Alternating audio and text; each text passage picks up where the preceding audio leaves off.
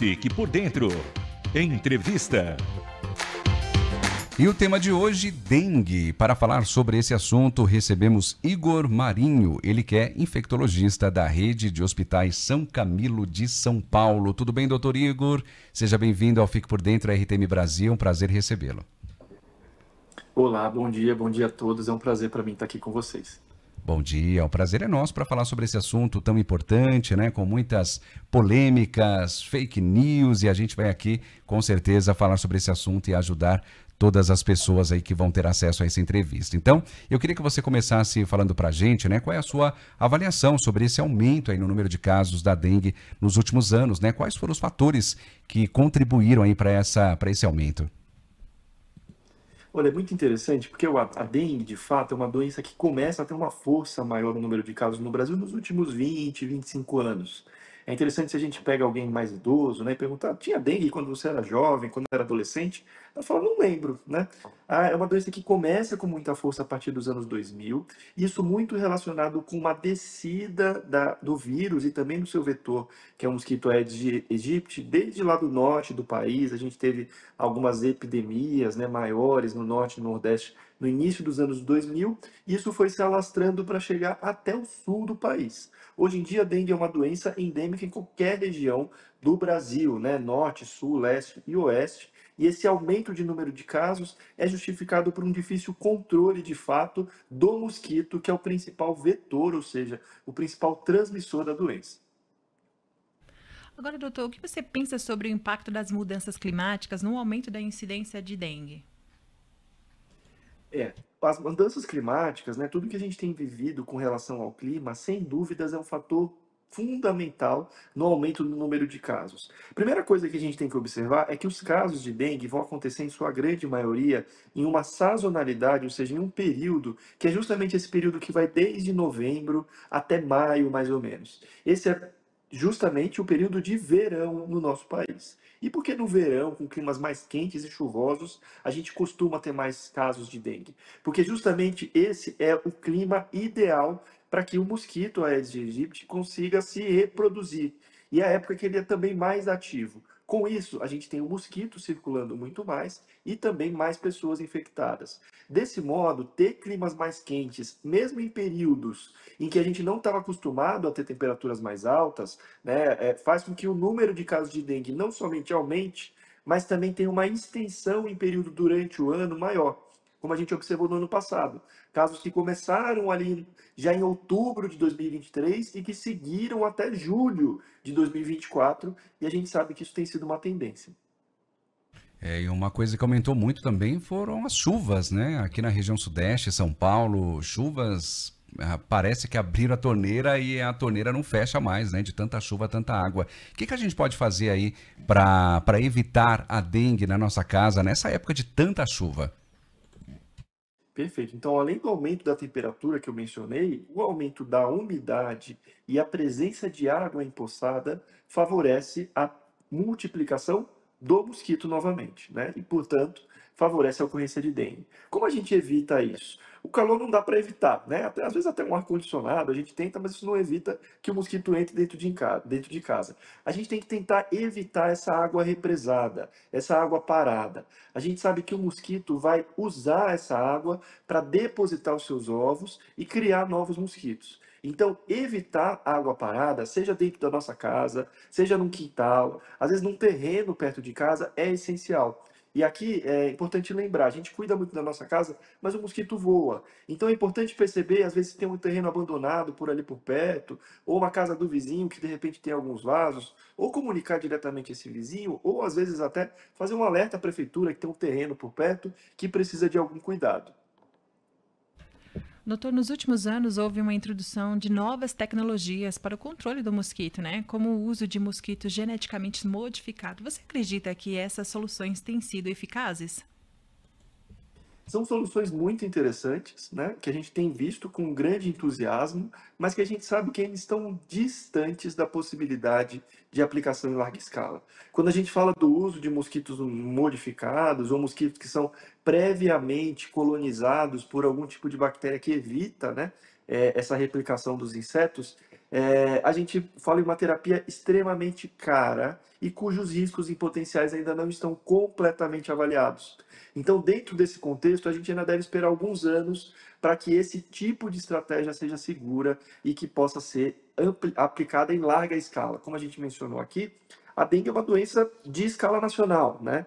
Então não adianta eu controlar em uma cidade ou ter um tipo de estratégia que consiga controlar em pequeno número de habitantes. Eu preciso controlar a doença em escala nacional. E isso aí é realmente mais difícil a gente conseguir elaborar uma estratégia que seja segura e que tenha um preço que seja completamente considerável aí como factível para que isso seja aplicado em nível nacional. Em relação às vacinas, doutor, como estão as vacinas? Já tem uma previsão aí para vacinar toda a população? Qual é a faixa etária que está sendo hoje priorizada? Perfeito. Então, seguindo nesse raciocínio, dentro das estratégias possíveis para prevenir a dengue, a vacina acaba sendo uma estratégia barata, extremamente segura e disponível para a população, né? A gente vê, de fato, a vacina como algo revolucionário, inclusive uma estratégia vacinal brasileira que deve chegar em breve aí aos postos de saúde, além da estratégia vacinal que chegou no ano passado no Brasil, que é uma estratégia vacinal originada do Japão, né? Essas duas vacinas são muito seguras e tem a possibilidade da gente incorporar essa tecnologia dentro do nosso território. O grande problema é que não é só o Brasil no mundo que sofre de dengue. Então, a produção em escala global da vacina de dengue ainda não é suficiente para que a gente consiga vacinar em massa a nossa população. O Ministério da Saúde, as secretarias estaduais de saúde, têm feito um esforço para tentar aumentar a quantidade de doses disponíveis, mas a gente já sabe que esse ano, provavelmente, a gente não vai ter vacina para toda a população que deveria tomá-la.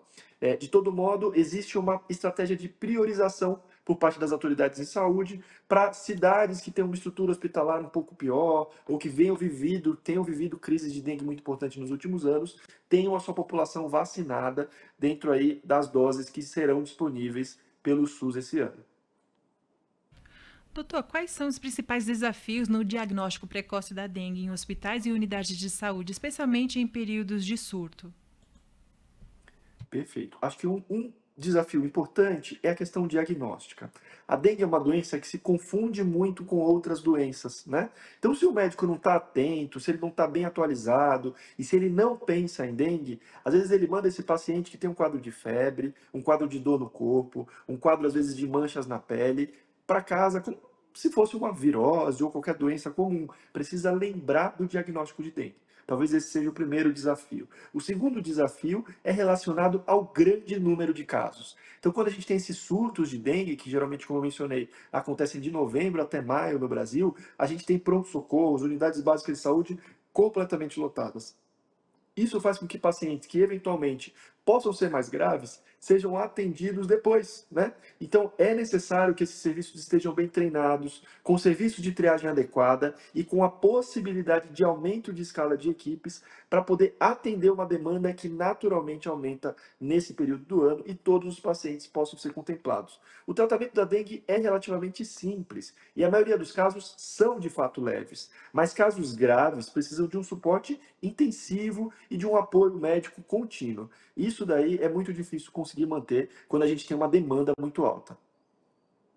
E no caso da Covid, né, eu lembro que tinha alguns dias de sintomas para você fazer o teste, né? Antes disso, eles nem faziam teste no hospital. No caso da dengue, como é que funciona? A gente precisa esperar alguns dias também aí com algum sintoma para ir até um médico e para fazer o teste? Ou ele é diferente da Covid e a partir do primeiro dia de sintomas já pode fazer o teste? No caso da dengue, pessoal, a gente tem dois testes principais e que estão disponíveis tanto no SUS quanto na rede particular. Esses dois testes são a pesquisa de antígeno de dengue NS1 e a sorologia de dengue por métodos IgM e IgG. São dois nomes complicados, mas para facilitar, eu vou chamar o primeiro teste de NS1 e o segundo teste de sorologia de dengue. Ambos estão disponíveis amplamente em todo o país, são testes baratos que são realizados a partir de uma amostra de sangue. Para poder fazer esses testes, eu tenho uma sensibilidade maior, ou seja, eu tenho uma capacidade de diagnóstico melhor quando eu faço os testes a partir do segundo dia. O primeiro teste que eu chamei de NS1 é um teste que vai ter essa sensibilidade melhor do segundo até mais ou menos o quinto dia de sintomas.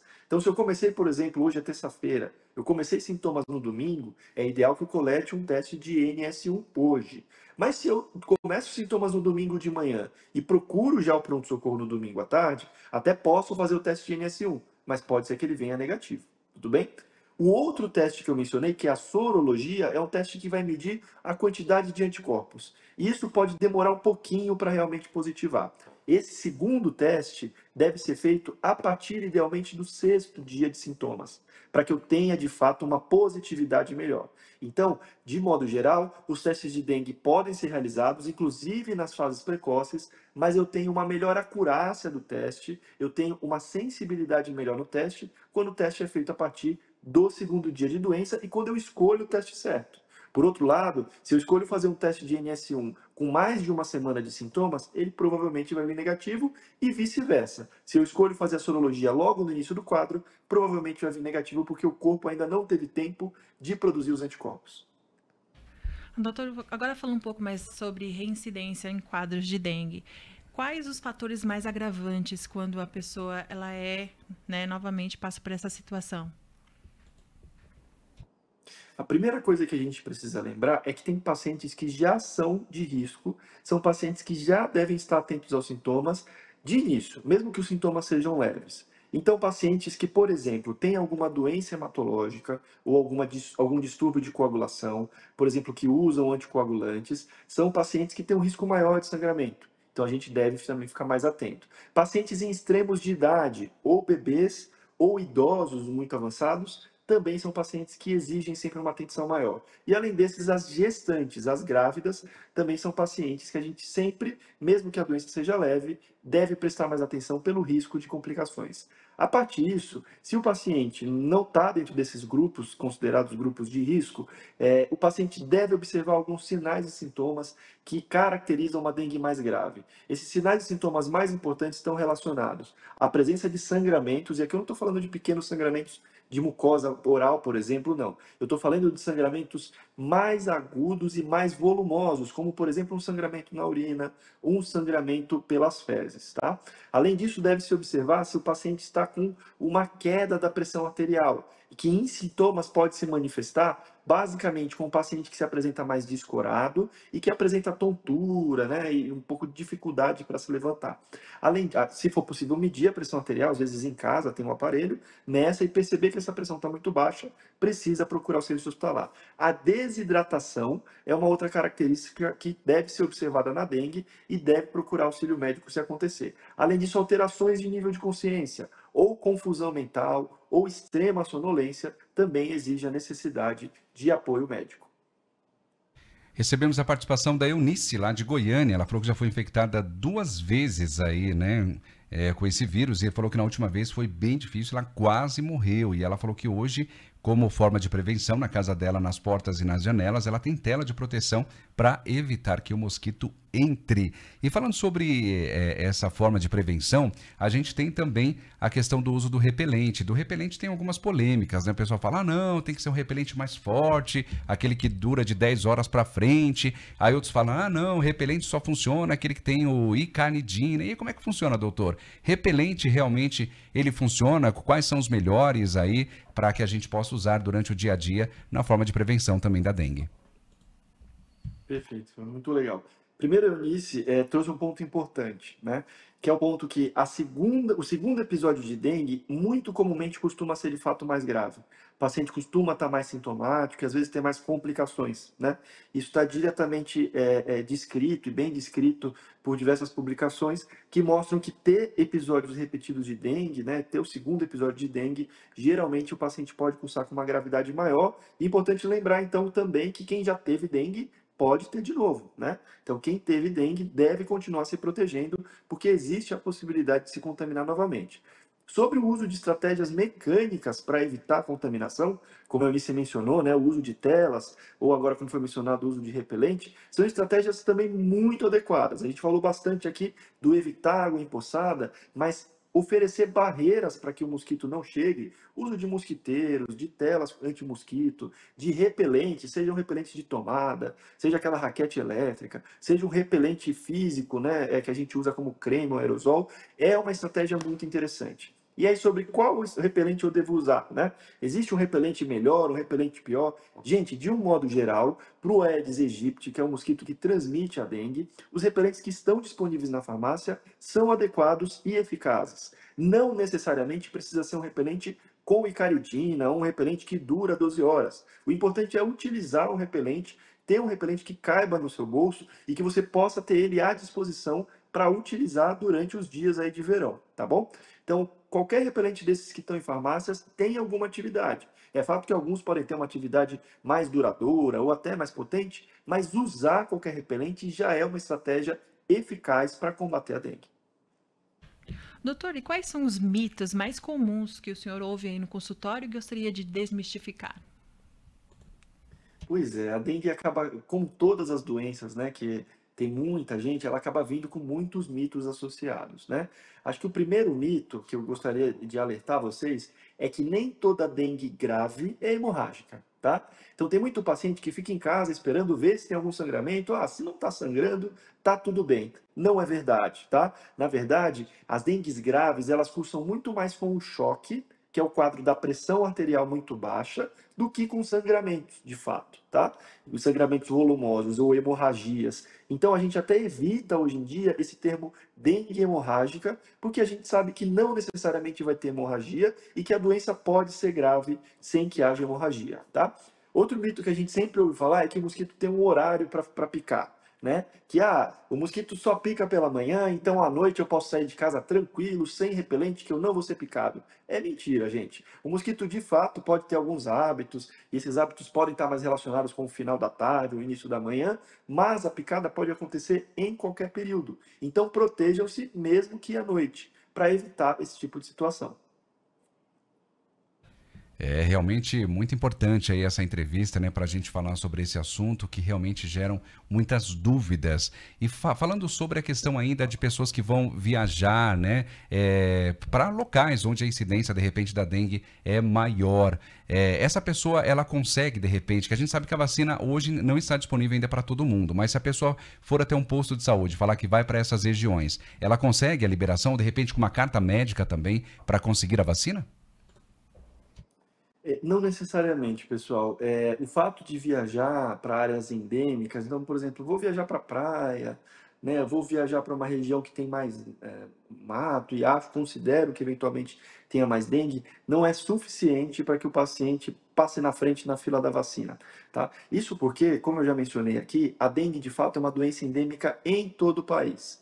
Então, não existem locais que são contemplados com dengue e locais que não são contemplados com dengue. A gente tem o risco de pegar dengue em Salvador, sendo praticamente o mesmo risco de pegar dengue na cidade do Rio de Janeiro ou na cidade de Porto Alegre, tá?